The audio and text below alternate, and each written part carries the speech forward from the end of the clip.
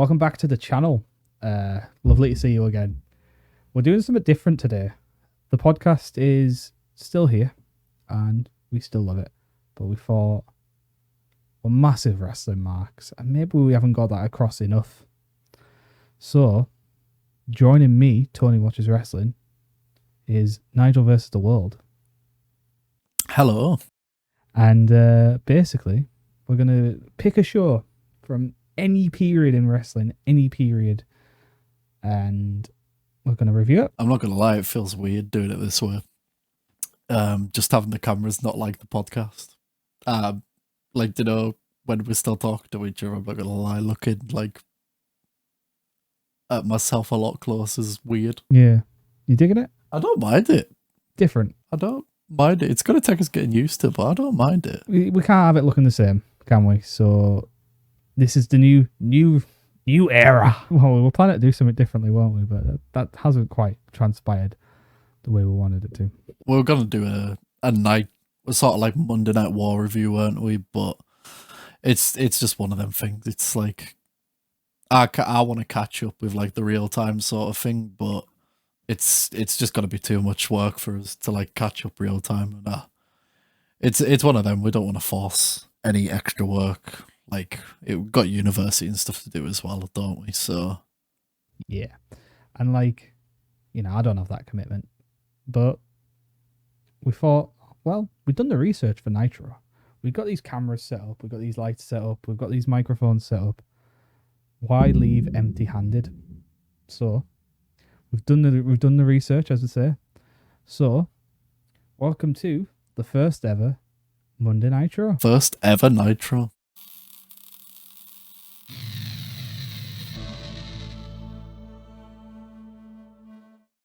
Coming to you live from the mall. Monday Nitro. What do you think of the setup of the mall? You think it's cool? I actually really like them all, to be fair. Cheesy, like, admittedly cheesy, because it's from a mall. It'll be like the equivalent for anyone that knows where we're located would say it'd be like walking into a WWE show in the Metro Center, which would just be a bit weird. It would. But like that sort of charm just kind of works on it. It was kind of smart because like obviously they like advertised it for a few weeks, and then it's like I've said to you previously, if like you were in the mall just doing a random bit of shopping, like I don't know, something that's hot in like the 90s, like you freaking like Walgreens or something Walgreens, or like the fucking oh Jesus, gives another great American Hot Topic. I wanted to say Hot Topic, but I didn't know if that was a thing in the 90s. It definitely wasn't, but I was trying to think of what other like fantastic American supermarkets. Target, Walmart, 7-Eleven. yeah, see, they're all coming now.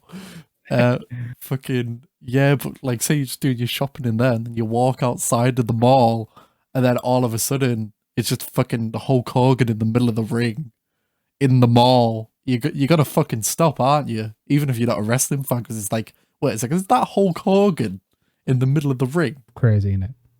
Like, and it was a different time.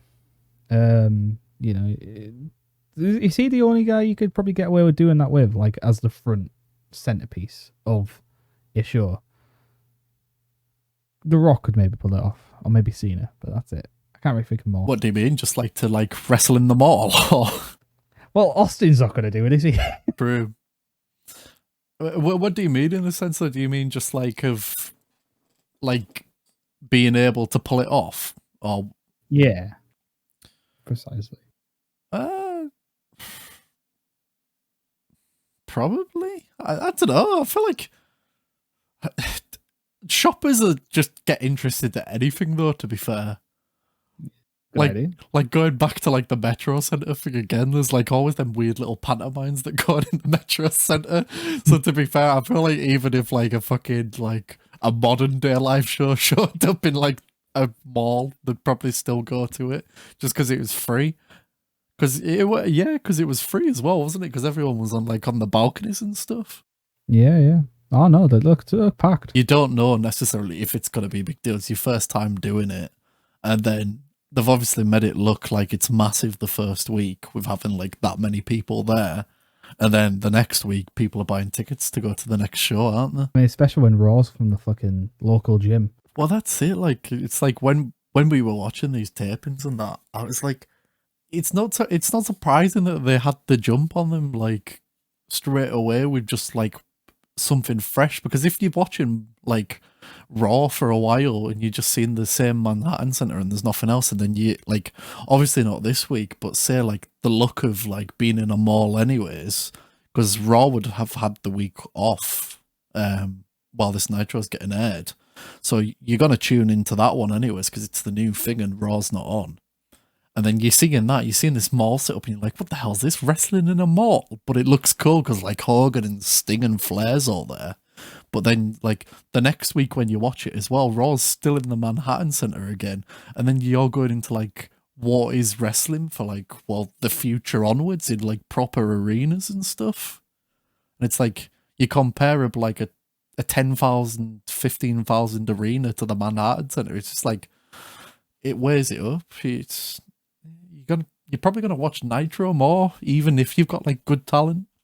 Well, it also helps that Nitro had a lot. Well, Nitro WCW had a stacked roster. Let's be honest. Just from the names on this show: Pillman, Liger, Hogan, Flair, Sting, Savage.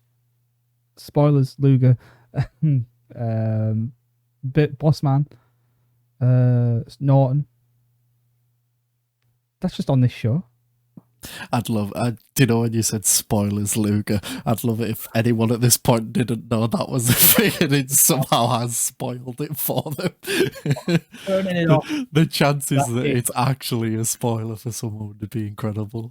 Yeah, honestly. But yeah. So like, we'll move on. Before we do that though, Mongo is on commentary, and I wrote on my notes, Mongo, ooh. Now, I thought he was a rubbish commentator, but what did you think of it? Did you like it? Yeah, no, I'm not really a fan of him either, to be fair. I don't get what's going on between him and the Brain. Oh. Like, I don't know what the feud is or the beef or why they hate each other, but it's painful. They're just going at it the whole show. And then the next Nitro as well. Like, we could just talk about that now here as well, because it goes into that as well. It's like, they just don't stop getting at each other. And like, yeah. That kind of lasted for long though, because I can't really remember much of Mongo's commentary. Like, because that's why it was sticking out to us. I was like, what's this commentary? It's like really bad. He'd spend more time trying to think of shitty little insults on Heenan. Oh well, that's what was pissing us off. They were having like pointless little battles throughout the match. It's like your first Nitro ever, and you're like throwing in like Chicago Bears references to the NFL and stuff, and it's like, why does it matter? Do you know what I mean? It's like your first Nitro. You've got like fucking Sting and Flair in the ring, and they're talking about the Chicago Bears and like how much they hate each other. Yeah, it was dumb. It's dumb. He was bad. Glad he got moved. So yeah, like, do you think this is what I noticed? Like, it was a brave call for me to have not two lesser guys. That's almost an insult to Liger and Pillman. To say they are lesser guys. But in the grand scheme of star appeal and star quality, and you're introducing a new audience, remember, it was a brave move to have these two open the show. Great decision, because they can go, and it's a great advertisement of we've got top tier, world class international talent, but still brave. I'm just gonna put it out there straight away. Like, just after watching Fall Brawl as well, is Brian Pillman the greatest opening act of all time? He might be. He got a match with fucking Johnny B. Bad that was amazing. I can't believe that match was that good still. They went like freaking 35 minutes and it was stellar. And then your opening, like, that's the perfect opening if you wanted to start a company. Pillman and Liger. You got the freaking Liger in his prime. And then Pillman, who was like an up-and-comer at that point, but he's still freaking amazing as an up-and-comer. Yeah. And it's like, it's just like a show. It's like you could have that match in like New Japan easy, and like people would give it like 6 stars, sort of thing. It was a fast, fun-paced opener. You know, it got over what it could be all about, especially when you see the direction it went in with the cruiserweight division and stuff. And that brought in talent from all over the world, top tier, world class talent as well. You know, your Eddies, your Mysterios, Benoit, Malenkos, Hoovers, Psychosis, etc., etc. And it was always a draw for WCW to have all these guys coming in. Sure, they've already been in North America, in ECW, but you know, there's a difference from being in front of 2 million people, even at this time. Let's say their audience was like 1 or 2 million to what, like maybe at best 20,000 on syndicated television for ECW. So, but it worked. It was a draw that people associated WCW with. Oh, I need to see the cruiserweights. And it was something that was a massive draw for them as a company. So setting this here was a perfect advertisement for where Bischoff wanted that product to go, really. I think so, anyway. There was even some of that in this show, though, wasn't there? Because I'm pretty sure, like, I don't know if you got it on your notes or not. I won't be able to tell. You might be able to tell us, but they even had like a promo like package for freaking Sabu appearing next week or something, didn't they? And that was trippy as fuck. That honestly, I didn't even know Sabu appeared that early in the thing. I thought that was still like a year away or something. I didn't realize it was like that quick. Yeah, no. I think he was in WCW for like a cup of coffee and got sacked again. Oh, I just thought it was like next year or something. Well, he gets about, Sabu, like he doesn't mess about. Like, what do you think of early on Bischoff kind of firing the key shots at the WWF? You know, obviously where the big boys play is the one that comes to mind. Do you think it was a good idea to get those pot shots in right away? Because there is some WWF fans watching, probably. That's probably more Turner than anything, I'd say. Because it was Turner that wanted it, wasn't it? He said, like, the reason that he did it was, like, Ted Turner said to him, I wanted to compete with Vince. And then Bischoff said, well, if you want to do that, give me prime time. So I'd imagine it's probably from Turner, like, if anything, like, where they came from. And then I feel like probably it's just, as that's sort of gone on, Bischoff's probably just, like, liked doing the digging shots as he is, because he's that, when he was that type of person, he's the first to admit it back in the day.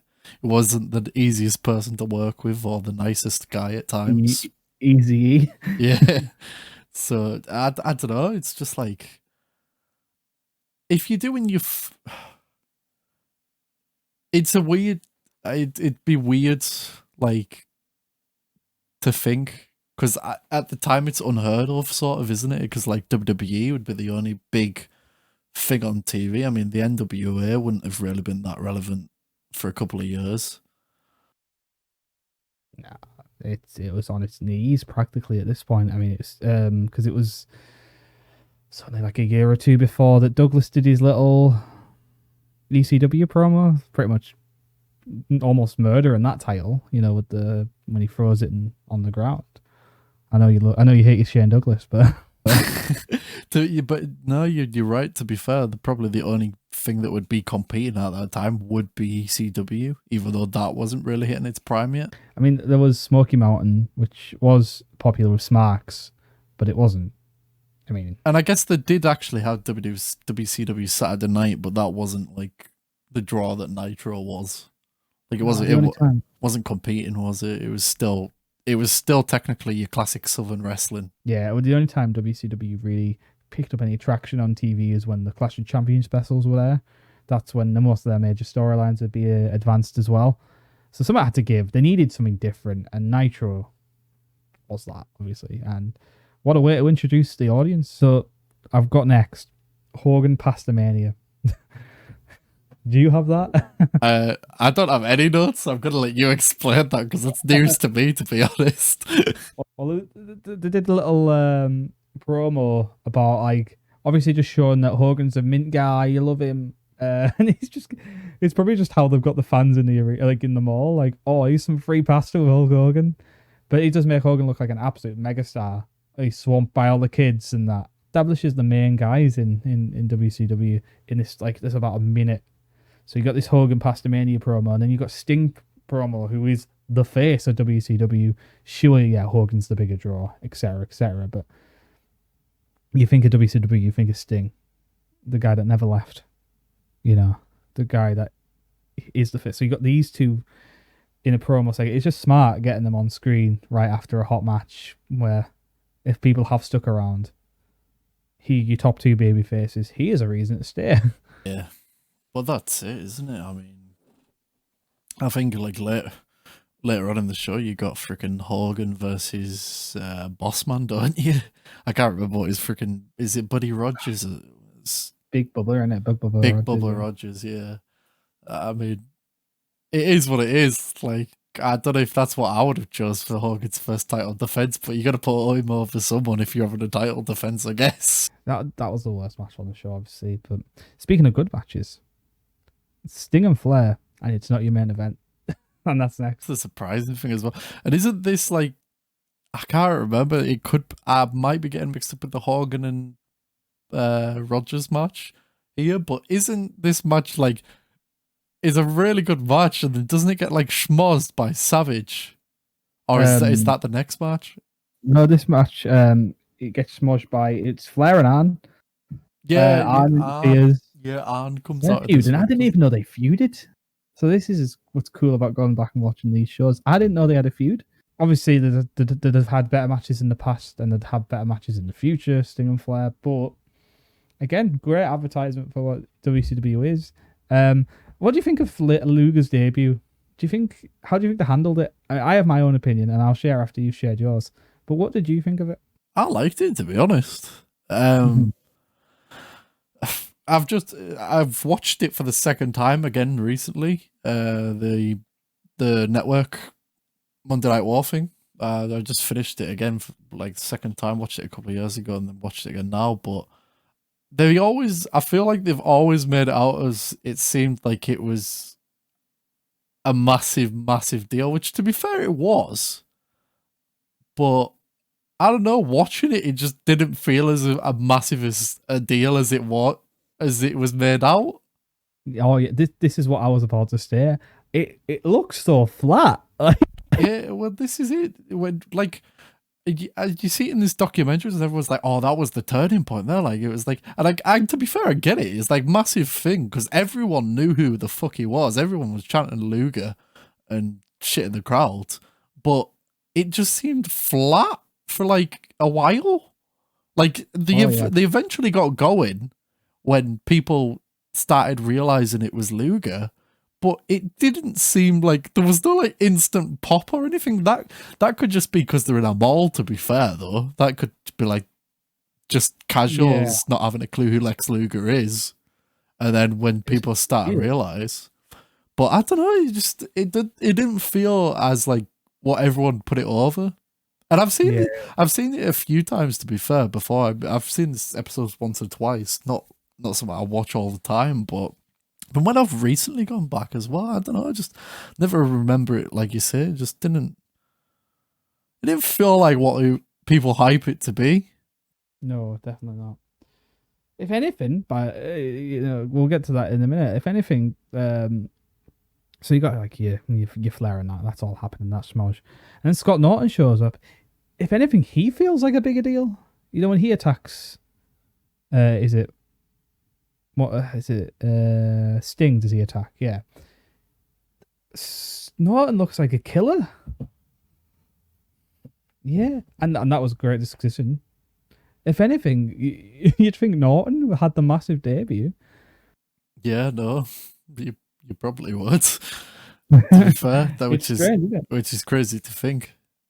It just baffles me still to this day, though, how they managed to actually pull that off. The fact that WWE didn't tie down Luger's contract.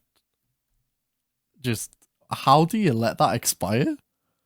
It's the state of wrestling contracts at the time, and even still to this day, to be fair, there's still murky waters when it comes to exclusivity and handshake deals and who's exclusive to who, and we've never had a wrestling union, and the closest we had to that was Ventura Rally and the Boys in the 80s, and fucking thanks Hogan, pal, ratting him out to Vince, so that's not going to happen.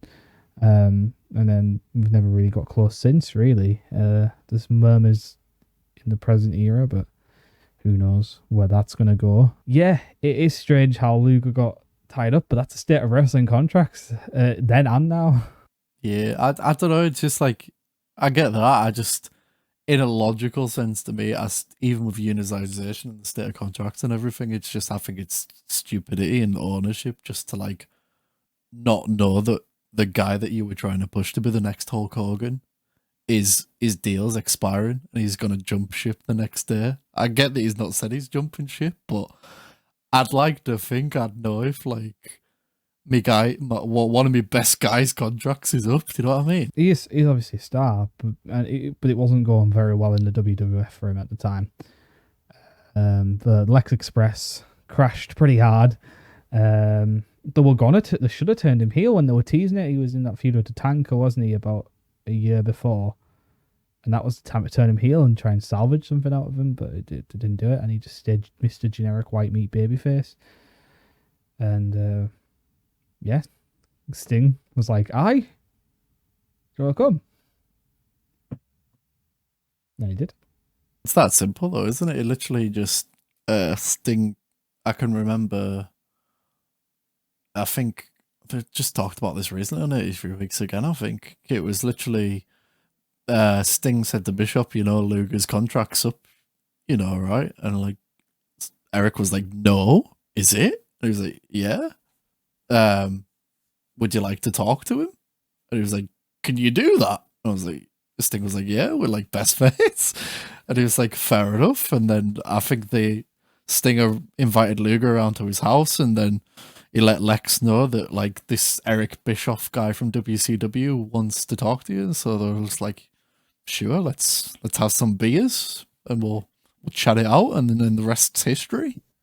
It's weird as well. Didn't Bischoff said he wasn't going to be able to offer him a great deal, and Lex. I mean, this is probably the state of his WWF contract as well. Still took the deal. Probably the less dates. It's probably handy in that too. I mean, let's be honest. That was always a reason to go to WCW, because why the hell would you want to be on the road 300 days a year? Well, that's it, isn't it? I mean, you. Doing that schedule back then, you probably wouldn't want to, especially if you like this after the Lex Express thing, as you're saying, like starting to go out the window and that, and it was crashing. You probably already like, I don't want to commit to this. Yeah, I mean, say what you want about. It's going slightly off topic, but say what you want about like steroid abuse in wrestling, painkillers, drug addiction. They're all been talked about to death, but nobody. All the people who die over the age of 40, nobody talks about the road and what that does. It's the travel's the stem of that problem for every wrestler, I'd like to think. Not every wrestler, but you get what I'm saying. The root cause is, I'm doing this because the travel is awful. Maybe not the steroid part, that's more unrealistic expectations by owners or promoters, but you get where I'm coming from.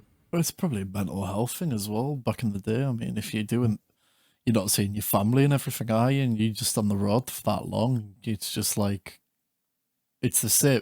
Essentially, it's the same thing every day. Like if you love it though, then I guess it works. I mean, if you're doing your dream job, I guess you'd be all right with it. But I suppose it depends where you are in the company and stuff, how much you want it.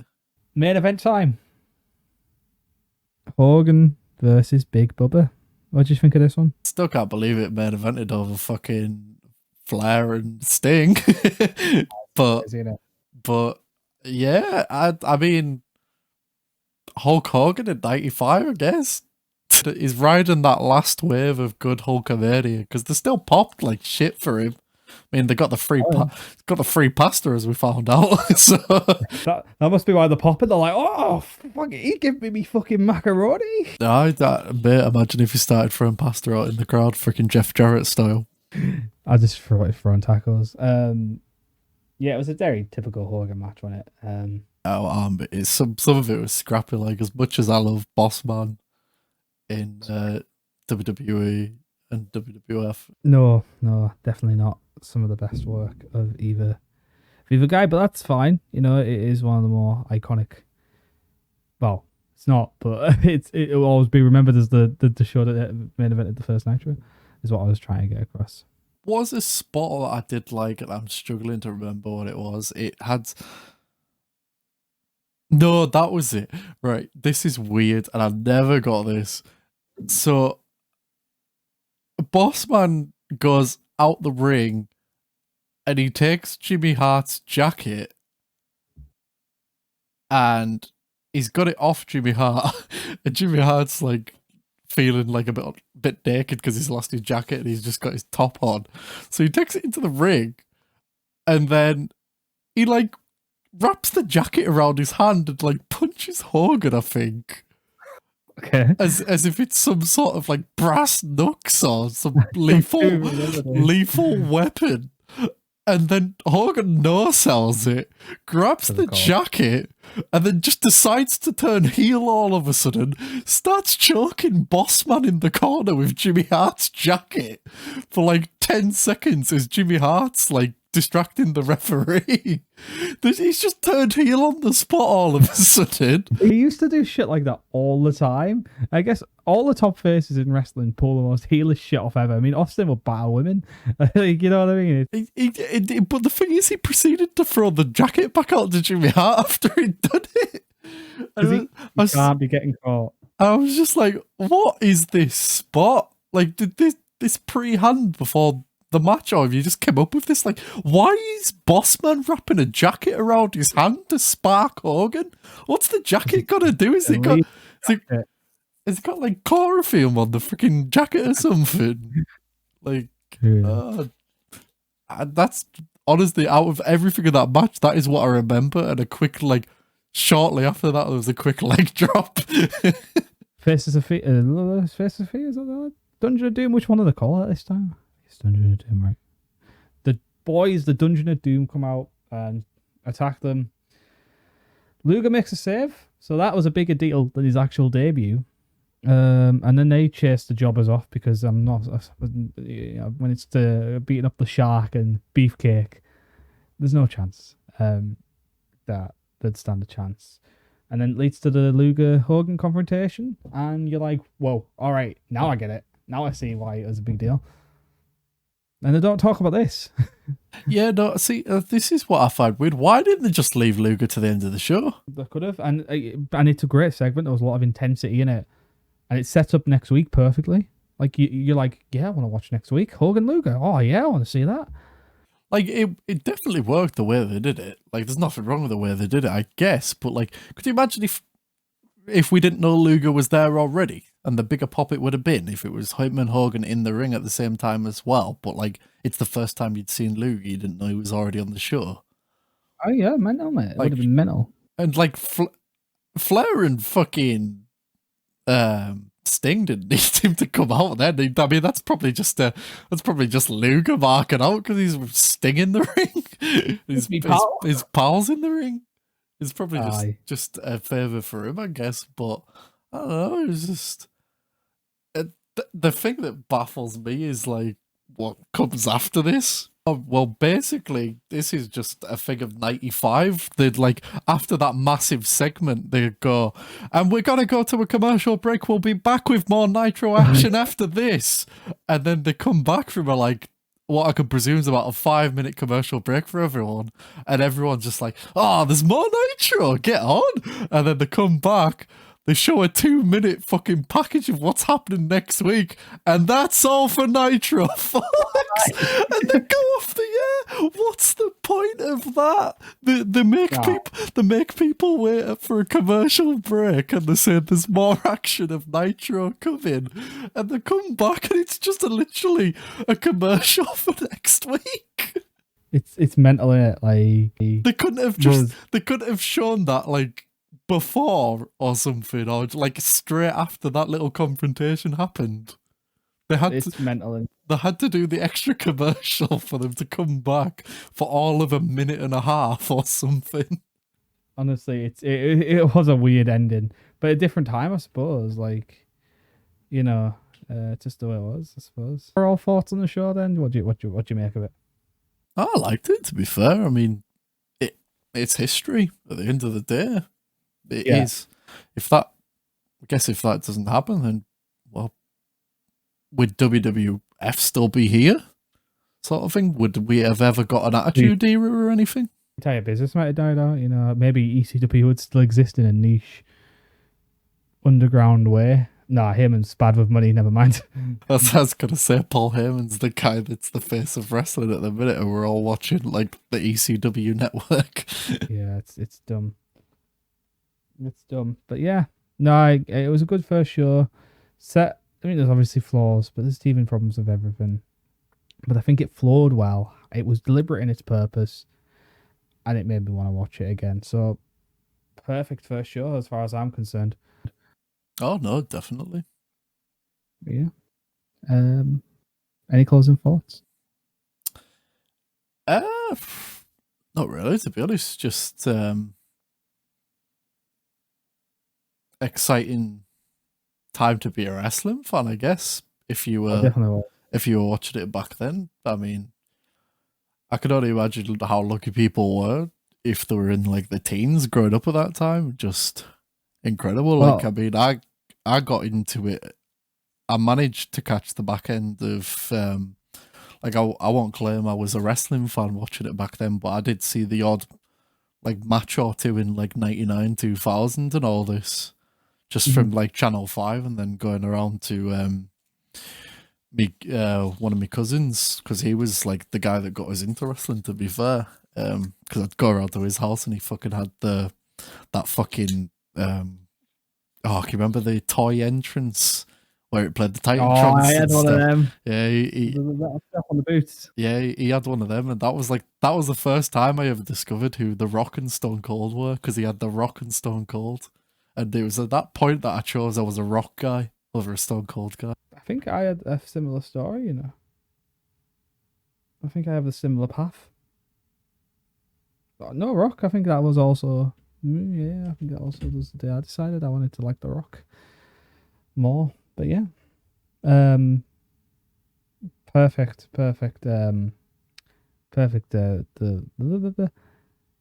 it was I remember on 83 weeks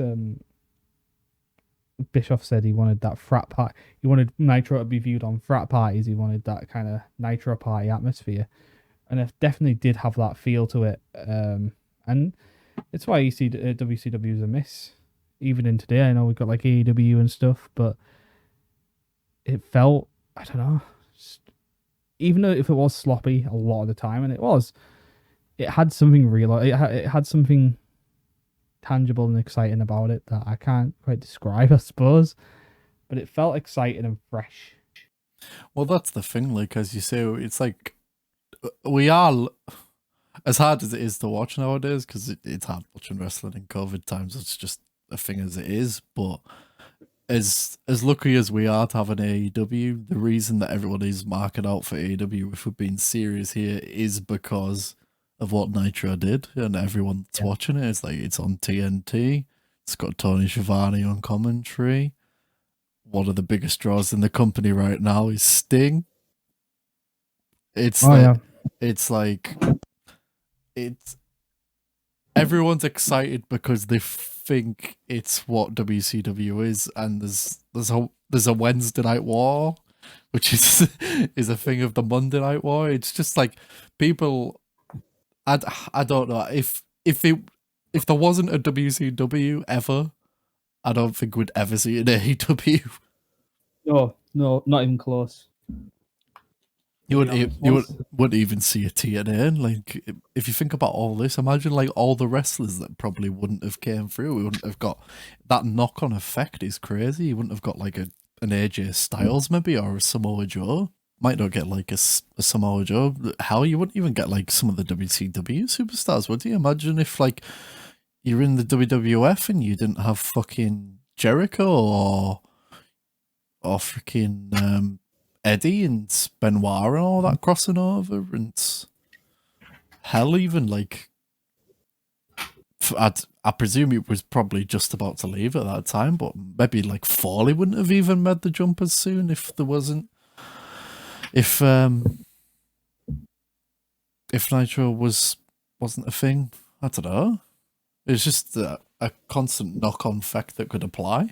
Oh yeah, and yeah, as you say, like it's one of those butterfly effect things in wrestling, which is you know, it's crazy to think how one show and one company could affect the wrestling business so much, but it really is the I guess the launching pad of what a lot of modern wrestling is. So, and Nitro's the start of all that, really, when you think about it. So, perfect first show for me. And yeah, that was the opening episode. Well, we hope you enjoyed it. We hope you enjoyed it anyway. It was fun, and we're looking to make this a regular thing, so stay tuned. Yeah, so leave feedback. Let us know if you enjoyed it. Maybe share your memory of the first Nitro. Maybe share your favorite wrestling memory. Engage, and we will always respond. That is our promise. Yeah, any closing words, mate? I just pretty much what you said. Just get in touch if you want to have your thoughts on what great wrestling memories you have from any of these shows, or even if you have suggestions of what we should cover. Like, if you think there's a show that it's worth our time taking a look into, because to be fair, there's shows out there that we haven't seen as well, and there's probably like stellar shows out there. Like, as I say, like just from us, like watching some WCW and that recently, I wouldn't have ever fucking known about Johnny B. Bad versus fucking Brian Pillman from Fall Brawl 95, which everyone should go fucking watch right now. Like, Jesus Christ. So if you got any wild suggestions or shows that we should watch, yeah, get in touch. And other than that, just give us a follow and stuff. Check out our channels. For me, it's Nigel vs. World, and I'm Nigel24G on social media. And I'm Tony Watches Wrestling. Check me out on YouTube mainly. That's the only thing I really do. But yeah, we hope you enjoyed it, and until next time, peace.